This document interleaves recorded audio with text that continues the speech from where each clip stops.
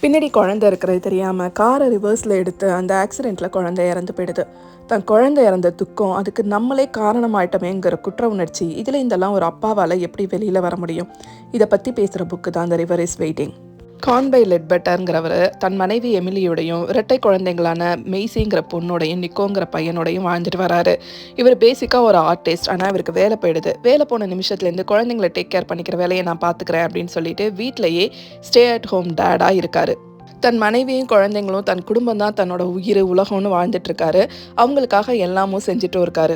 ஆனால் வேலை இல்லைங்கிற அந்த ஆன்சைட்டி அவருக்கு இருந்துக்கிட்டே இருக்கு. போய் டாக்டரை பார்க்குறாரு. டாக்டர் அதுக்கான மாத்திரைகளை ப்ரிஸ்கிரைப் பண்ணுறாரு. அந்த மாத்திரைகள் ரொம்ப அடிக்டிவான விஷயம். ஸோ அது சொல்லப்பட்ட அளவுக்கு மேலே டெய்லி அதிகமாக எடுத்துக்க ஆரம்பிக்கிறாரு. அது மட்டும் இல்லாமல் டெய்லியுமே டே டைம்லேயே குடிக்க ஆரம்பிக்கிறாரு. டெய்லி காஃபியில் காலையில் எழுந்த உடனே ஆல்கஹாலை மிக்ஸ் பண்ணி குடிக்க ஆரம்பிக்கிறாரு. அதோட அந்த மாத்திரைகளையும் சேர்த்து யூஸ் பண்ண ஆரம்பிக்கிறாரு. இது ரெண்டுமே தன் மனைவிக்கு தெரியாமல் இருக்கிறதுக்காக எல்லாத்தையும் மறைச்சி ஒழிச்சு வச்சு இதெல்லாம் செய்ய ஆரம்பிக்கிறாரு ரெகுலராக. அப்படி ஒரு நாள் 2 குழந்தைங்களையும் தன் மாமியார் வீட்டில் விட்டுட்டு தான் முழுக்க ஒரு நாள் ஃபுல்லாக வேலை தேட போகிறதா மனைவி கிட்ட போய் சொல்லிட்டு அந்த நாளை எப்படி சந்தோஷமாக கழிக்கிறதுங்கிற பிளானை போட்டுட்டு குழந்தைங்கள ரெடி பண்ணுறாரு. அன்றைக்கி காலையிலேருந்தே எல்லாமே மாறி போகுது. அடுப்பில் வச்சுருந்த டோஸ்ட்டை மறந்துட்டு அதனால் அடுப்பு எல்லாம் புகஞ்சி ஸ்மோக் அலாரம் அடிச்சுன்னு எக்கச்சக்கமாக பிரச்சனையில் ஓடுது. இந்த குழப்பத்தோடைய குழந்தைங்கள ரெடி பண்ணுறாரு. அவங்களுக்கான பேகை ரெடி பண்ணுறாரு. வழக்கமாக தன் பையனை முதல்ல கார் சீட்டில் பக்கல் பண்ணுறாரு. அன்றைக்கி அந்த பையன் கார் இருக்கிற டிரைவேல படுத்துக்கிட்டு ஏதோ எறும்புகள் ஊறுறதை வேடிக்கை பார்க்குறான். அப்படின்றனால தன் பொண்ணை முதல்ல கார் சீட்டில் பக்கல் பண்ணுறாரு. அப்படி அவர் செஞ்சுட்டு இருக்கும்போது பக்கத்து வீட்டுக்காரங்க வராங்க. அவங்க கிட்ட ஏதோ பேச்சு கொடுத்துக்கிட்டே சொல்லிட்டு இருக்காரு. எப்படி தன் குழந்தைங்களை மாமியார் வீட்டில் விட்டுட்டு தான் வேலை தேட போகிறதா சொன்ன அதே பொய்யை பக்கத்து வீட்டுக்காரங்கள்ட்டே சொல்லிட்டு இருக்காரு. சொல்லிட்டு இருக்கும் போதே ஓகே பார்க்கலாம் அப்படின்னு சொல்லிட்டு காரில் ஏறி உட்காந்துடுறாரு. காரை ரிவர்ஸ் எடுக்கிறாரு. பின்வீலில் ஏதோ மாட்டுது அப்படின்னு நினச்சிட்டு கொஞ்சம் தூரம் முன்னாடி போகிறாரு. எல்லாரும் சத்தம் போடுறாங்க. எதுக்கு கத்துறாங்க? நிறுத்தும் போது தான் அவருக்கு மண்டையில் பொறி தட்டுது. ஐயோ அப்படின்னு திரும்பி பார்க்குறாரு. பின்னாடி கார் சீட்டில் தன் பொண்ணு மட்டும்தான் இருக்கா. நிக்கோ இல்லை. இறங்கி பார்க்கும் போதே அவருக்கு தெரிஞ்சிருச்சு. ரத்த வெள்ளத்தில் தன் டிரைவேல தன் குழந்தை கிடக்குதுங்கிறத பார்க்கும் போதே அவருக்கு வாந்தி வருது, மயக்கம் வருது. அங்கேயே உட்காந்துடுறாரு. பக்கத்தில் இருக்கிறவங்கெல்லாம் சத்தம் கேட்டு வெளில வர ஆரம்பிக்கிறாங்க. 911க்கு ஒருத்தவங்க கால் பண்ணுறாங்க. போலீஸ்க்கு ஒருத்தவங்க கால் பண்ணுறாங்க. ஒரு இன்வெஸ்டிகேஷன் ஆஃபீஸர் வராரு. அதுக்குள்ளே இன்னொரு பக்கத்தில் இருக்கிறவங்க உங்கள் பொண்ணை நாங்கள் பார்த்துக்குறோம் அப்படின்னு சொல்லிட்டு பார்த்துக்குறாங்க. தன் ஒய்ஃப் எமிலிக்கு யாரோ ஒருத்தரை கால் பண்ண சொல்கிறாங்க. இவரால் ஏற்றுக்கவே முடியல. தன் குழந்தைய திரும்பி பார்க்குறதுக்கான தைரியம் கூட இவருக்கு இல்லை. ஆம்புலன்ஸ் வருது. குழந்தைய தூக்கிட்டு போகிறாங்க. போலீஸ் ஆஃபீஸர்ஸ் வராங்க. இவரை இன்வெஸ்டிகேட் பண்ண ஆரம்பிக்கிறாங்க. இவரையும் தன் கூட ஹாஸ்பிட்டலுக்கு கூட்டிகிட்டு போகிறாங்க. போகிற இடத்துல இவர்கிட்டேருந்து பிளட்டை எடுக்கிறாங்க. அதுக்கு முன்னாடியே இவரோட ஃபோனை போய் வீட்டில் எடுத்துகிட்டு வர சொல்கிறாங்க. இவரும் வீட்டுக்குள்ளார போய் ஃபோனை எடுத்துகிட்டு ஒய்ஃபுக்கு ட்ரை பண்ணுறாரு. அன்னைக்குன்னு அவங்க ஒய்ஃப் ஸ்கூல்லேருந்து ஃபீல்ட் ட்ரிப் போயிருக்காங்க. ஸோ அவங்கள அவ்வளோ சீக்கிரம் ரீச் பண்ண முடியல. ஆனாலும் அவங்கள கூப்பிட்டு சொல்லிடுறோன்னு ஸ்கூலில் சொல்லிடுறாங்க. இவர் ஹாஸ்பிட்டல் போன இடத்துல இவர்கிட்டேருந்தும் பிளட் சாம்பிள் எடுக்கிறாங்க. எதுக்குன்னு கேட்கும்போது குழந்தைக்கு கொடுக்கறதுக்கான இவராகவே அசியூம் பண்ணிக்கிறாரு. அப்போ ஒய்ஃப் வராங்க. ஒய்ஃபோட அம்மா வராங்க. ஒய்ஃபுக்கு ஹாஸ்பிட்டலுக்கு வர வரைக்கும் இவ்வளோ பெரிய ஆக்சிடென்ட்னு தெரியாது. ஏதோ நிக்கோக்கு ஆயிடுச்சு, கீழே விழுந்துட்டா, அடிபட்டுருச்சு அப்படி தான் நினச்சிட்டு வராங்க. வர இடத்துல தான் தெரியுது இவ்வளோ பெரிய ஆக்சிடென்ட். குழந்தை உயிருக்கு போராடிட்டு இருக்கான்னு. டாக்டர் வராரு. 2 பேரையும் அங்கேயே இருக்கிற ஒரு சின்ன சர்ச்சுக்கு கூட்டிகிட்டு போகிறாரு. எவ்வளோ ட்ரை பண்ணி எங்களால் உங்கள் குழந்தையை காப்பாற்ற முடியல. ஆம்புலன்ஸில் வரும்போதே குழந்தை இறந்துட்டான்னு சொல்கிறாங்க. 2 பேரும் கதற ஆரம்பிக்கிறாங்க. இது அவங்க 2 பேராலையும் தாங்கிக்கவே முடியல. அப்போ எமிலி குழந்தைய பார்க்கணுன்றாங்க. டாக்டர் வேண்டாம், உடல் ரொம்ப மோசமாக செதஞ்சு போன நிலைமையில இருக்குது. இப்போ நீங்கள் அதை பார்த்தீங்க அப்படின்னா உங்களால் தாங்க முடியாது. அவனை பற்றின உங்கள் நினைவுகள், உங்கள் குழந்தை நல்லா ஹெல்த்தியாக இருந்தப்போ எப்படி இருந்துச்சோ அப்படியே இருக்கணும்னு நினச்சிங்கன்னா பார்க்காதீங்கன்னு சொல்கிறாரு. ஆனால் எமிலி இல்லை, நான் என் நிக்கோ கூட இருக்கணும், நான் என் நிக்கோவை பார்க்கணுன்னு பிடிவாதமாக கிளம்பி போகிறாங்க. கான்பைக்கு தன் குழந்தை இறந்துட்டாங்கிற துக்கத்தை விட, ஐயோ இதுக்கு நானே காரணமாயிட்டேனே, இப்போ என் ஒய்ஃப் என்னை மன்னிப்பாளா, என்னை விட்டுட்டு போயிடுவாளா, எல்லாரும் என்னை எப்படி பார்ப்பாங்க அப்படிங்கிற தாட் ரொம்ப அதிகமாக ஓடிக்கிட்டே இருக்குது. அப்போ இன்னொரு போலீஸ் ஆஃபீஸர் வராங்க. வந்ததுக்கப்புறமா சொல்கிறாங்க, உங்ககிட்டேருந்து எடுத்த பிளட் சாம்பிள்ஸில் நீங்கள் ஆல்கஹால் சாப்பிட்ருந்தது கன்ஃபார்ம் ஆகிருக்கு.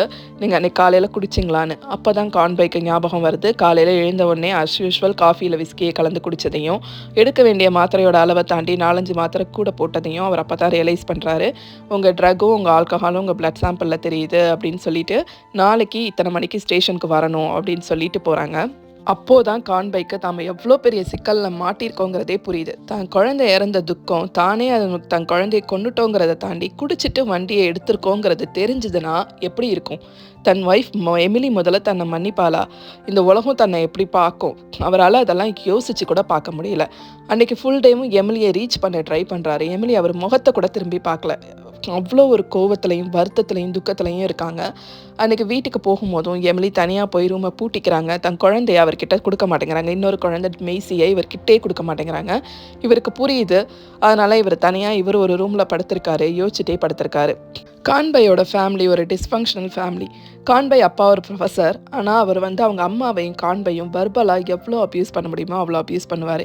என்ன நடந்தாலும் சின்ன குழந்தைன்னு கூட பார்க்காம, கான்பை குழந்தையா இருக்கும்போதே அவரோட செல்ஃப் கான்ஃபிடன்ஸை உடைக்கிற அளவுக்கு, "நீ எதுக்குமே லாயக்கில்ல, நீ ஒரு முட்டாள்ங்கிற" மாரியே எப்போ பார்த்தாலும் திட்டுறது.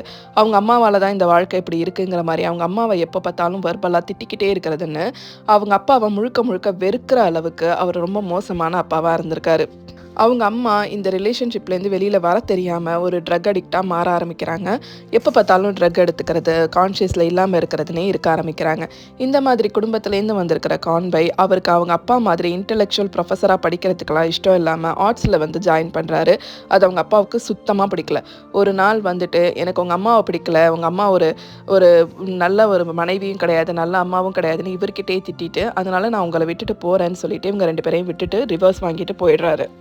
ஆர்ட்ஸ் காலேஜில் ஃபைனல் இயர் படிக்கும்போது ஒரு சம்மரில் தான் எமிலியை மீட் பண்ணுறாரு. எமிலி அவங்க அப்பாவோடையும் ஸ்டெப் மதரோடையும் கலிஃபோர்னியாவில் வாழ்ந்துட்டுருக்காங்க. அந்த சம்மர் லீவில், காலேஜ் லீவில் அவங்க அம்மாவை பார்க்குறதுக்காக, அவங்க அம்மா நியூயார்க்கில் இருக்காங்க, அந்த சைடு அவங்க அம்மாவை மீட் பண்ண வராங்க. வந்த இடத்துல தான் கான்பையை மீட் பண்ணுறாங்க. 2 பேரும் சம்மர் ஃபுல்லாகவே ஒரு கப்புள்ஸாக சுற்றிட்டு வராங்க. எமிலிக்கு நல்லா தெரியுது இந்த ரிலேஷன்ஷிப் டெம்பரரி, நான் திரும்ப கலிஃபோர்னியா போயிட்டேன்னா அதை கண்டினியூ பண்ணுறது கஷ்டம்னு. ஆனால் கான்பை அப்படி எடுத்துக்கல. எங்கே இருந்தாலும் எமிலி கூட இருக்கணும் அப்படிங்கிற தாட் அவருக்கு ஓடிக்கிட்டே இருக்குது. அதே மாதிரியே லீவ் முடிஞ்சு எமிலி திரும்ப காலேஜுக்கு போயிடுறாங்க.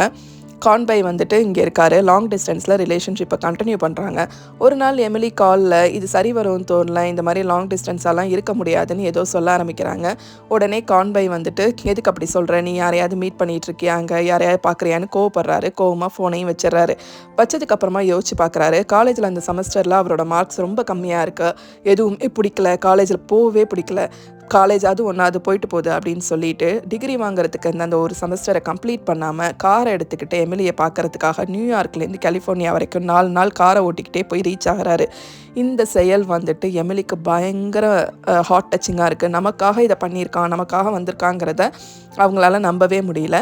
அங்கே போய் அவங்க கப்புள்ஸாக இருக்க ஆரம்பிக்கிறாங்க. எமிலி வேலை கிடைக்கிது, வேலைக்கு போகிறாங்க. கான்பைக்கு வேலை எதுவும் இல்லை, இருக்கிற சின்ன சின்ன வேலையை பார்த்துக்கிட்டு அது அப்படியே ஓட்டிகிட்டு இருக்காரு. எமிலியோட ஃப்ரெண்ட்ஸ் எல்லாம் உனக்கு மேட்ச் ஆனவன் இல்லை அப்படின்னு சொல்லி வார்ன் பண்ணுறாங்க. ஆனாலும் எமிலிக்கு அவரை பிடிக்குது. அதனால 2 பேரும் தனியாக வீடு எடுத்து தங்க ஆரம்பிக்கிறாங்க, கப்புள்ஸாக வாழ ஆரம்பிக்கிறாங்க. இதுக்கிடையில் எமிலி கன்சீவ் ஆகிறாங்க. கன்சீவ் ஆகிட்டு இருக்கும்போது அவங்க அம்மாவுக்கு கேன்சர் ட்ரீட்மெண்ட்னு டயக்னோஸ் பண்ணி ஸ்டார்ட் பண்ணியிருக்காங்கன்னு கால் வருது. நான் எங்கள் அம்மா கூட இருக்கணும், நம்ம நியூயார்க்குக்கு போகலான்னு சொல்லி கேட்குறாங்க. கான்பைக்கு எமிலியோட அம்மாவை பிடிக்காது. ஏன் பிடிக்காதுன்னா, கான்பையை பார்த்த நாள்லேருந்து எமிலியோட அம்மாவுக்கு கான்பையை சுத்தமாக பிடிக்கல. இவன் ஒரு பொறுப்பானவன் இல்லை, இவனுக்கு ஒரு குழந்தை மாதிரி சின்ன பிள்ளை மாதிரி நடந்துக்கிறான், இவன் என் பொண்ணுக்கு ஏற்றவன் இல்லைங்கிற நினப்பு அவங்களுக்கு இருந்துக்கிட்டே இருக்குது. அதனால் கான்பைக்கும் அவங்க எமிலியோட அம்மாவுக்குமான ரிலேஷன்ஷிப் எப்போதுமே ஒரு எதிரி மாதிரியான ரிலேஷன்ஷிப்லேயே இருக்குது. அவங்களுக்காக எதுக்கு நம்ம இங்கேருந்து போகணும்னு யோசிக்கிறான். ஆனால் எமிலியோட பிடிவாதத்துக்காக இங்கேருந்து கிளம்பலான்னு முடிவு பண்ணி ட்ரெய்லரை எடுத்துக்கிட்டு எல்லாத்தையும் ட்ரெய்லரில் ஏற்றிட்டு போகிறாங்க. அந்த ட்ரெய்லர் இருக்கிறதுலே சீப்பஸ்ட் ட்ரெய்லர். ஏன்னா இவங்களோட பட்ஜெட் ரொம்ப கம்மியாக இருக்குது. அதனால் போகிற வழியில் அதால் நிறைய பிரச்சனை வருது. அதை இறங்கி நிறைய டைம் ஃபிக்ஸ் பண்ண வேண்டியதாக இருக்குது. இதெல்லாம் கடந்து போயிட்டு இருக்கும் போதே எமிலிக்கு திரும்ப அபார்ட் ஆகுது. அதோடய போய் நியூயார்க்கை ரீச் ஆகிறாங்க. எமிலி அவங்க அம்மாவுக்கு ஹெல்ப் பண்ணுறாங்க. அங்கேயே இன்னொரு வீடு எடுத்து தங்க ஆரம்பிக்கிறாங்க. எமிலிக்கு அங்கே லோக்கல் ஸ்கூலில் டீச்சராக வேலை கிடைக்கிது. இவருக்கு அங்கே இருக்கிற ஏதோ ஒரு கம்பெனியில் அட்வர்டைசிங் டிபார்ட்மெண்ட்டில் டிசைன் பண்ணுற வேலை கிடைக்கிது. ரொம்ப சந்தோஷமாக ஜாயின் பண்ணுறாங்க. ஆனால் வேலையில் ஜாயின் பண்ண இடத்துலையும் டிகிரி முடிக்காதனால இவரை விட திறமை கம்மியாக இருக்கிறவங்களுக்கு டிகிரி முடித்தாங்கங்கிற காரணத்துக்காக அதிக சம்பளம்லாம் கொடுக்குறாங்க. இதெல்லாம் பார்த்துட்டு அவருக்கு வெறுப்பாக இருக்குது. தான் மேலே வர கோவத்தை அந்த கம்பெனி மேலே காட்டுறதுக்கு ரெடி ஆகிறாரு. அந்த சமயத்தில் தான் மறுபடியும் எமிலி கன்சீவ் ஆகிறாங்க.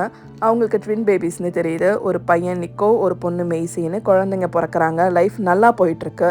குழந்தைங்கள டே கேரில் விட்டுட்டு 2 பேரும் வேலைக்கு போகிறாங்க. ரொம்ப சந்தோஷமான லைஃப்பை லீட் பண்ணிகிட்ருக்காங்க. இந்த சமயத்தில் குழந்தைங்களோட ஃபர்ஸ்ட் பர்த்டே அன்றைக்கி கார்ன் பைக்கு வேலை போகுது. வேலை போன அந்த துக்கத்தை தாங்க முடியாமல் பக்கத்தில் இருக்க பாருக்கு போய் முழுக்க முழுக்க குடிக்கிறாரு. குடிச்சிட்டு வீட்டுக்கு வராரு. வீட்டுக்கு வந்து வாசலில் இறங்கும் போது தான் ஒய்ஃபுக்கு எமிலி பார்த்துட்டு இன்றைக்கி போய் இவ்வளோ லேட்டாக வர கேக்கை வாங்கிட்டு வந்தியா இல்லையான்னு கேட்கும் போது தான் இவருக்கு ரியலைஸ் ஆகுது குழந்தைங்களோட ஃபர்ஸ்ட் பர்த்டே இன்றைக்குன்னு. அப்போ தான் எமிலியோட அம்மா வந்து இறங்குறாங்க. இவன் முழுக்க முழுக்க குடிச்சிட்டு கான்ஷியஸே இல்லாமல் நிற்கிறதையும் குழந்தைங்களுக்கு கேக் இல்லாமல் இருக்கிறதையும் பார்த்துட்டு அவங்களுக்கு அப்படி ஒரு கோவம் வருது. அவங்கள நிமிர்ந்து கூட பார்க்க முடியாத அளவுக்கு கில்ட்டியாக இவன் ஃபீல் பண்ணிட்டு நிற்கிறான். அதுக்கப்புறம் வீட்டிலேயே இருந்துக்கலாம், ஏன்னா ஒருத்தர் சம்பளத்தில் டே கேருக்கு காசு கொடுத்துட்ருக்க முடியாதுன்னு சொல்லிட்டு நான் குழந்தைங்கள பார்த்துக்கிறேன், நீ வேலைக்கு போகணும், எமிலியை வேலைக்கு அனுப்பிட்டு இவர் வீட்டில் இருந்து குழந்தைங்கள பார்த்துக்க ஆரம்பிக்கிறாரு.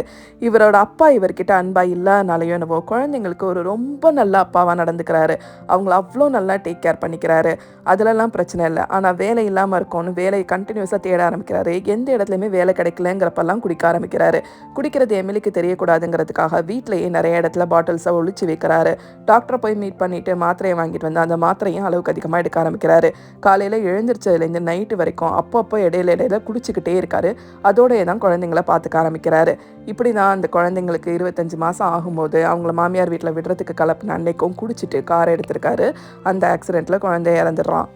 இதுக்கப்புறம் என்ன ஆகும்? அவன் போலீஸ் ஸ்டேஷன் போனானா, அவனை அரெஸ்ட் பண்ணாங்களா, ஜெயிலுக்கு போனாரா, என்ன நடந்துச்சு, அதுக்கப்புறம் என்ன போச்சு அப்படிங்கிறத பற்றி அடுத்த வீடியோவில் பார்ட் 2ல் போடுறேன். இந்த வீடியோ பிடிச்சிருந்ததுன்னா மறக்காமல் லைக் பண்ணுங்கள். இந்த மாதிரி கதை யாருக்கு பிடிக்குமோ அவங்களுக்கு ஷேர் பண்ணுங்கள். அடுத்த வீடியோவில் மீட் பண்ணலாம்.